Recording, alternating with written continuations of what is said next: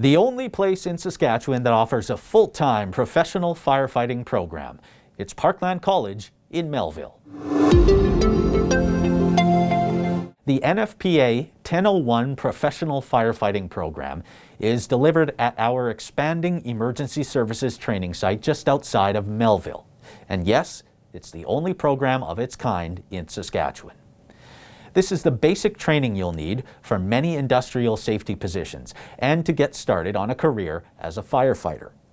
Now, municipal fire departments have their own individual requirements to be considered for employment.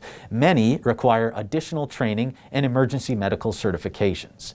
But this 14-week certificate is where you can start.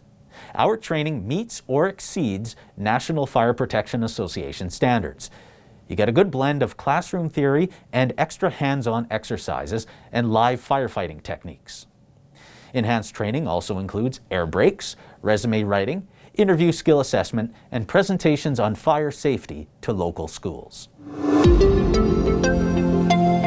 This program is first qualified and first admitted. It is a popular program though, so don't wait too long to apply. You must have your grade 12, be 18 or older with a valid driver's license. Good physical strength and fitness is important, as is medical suitability.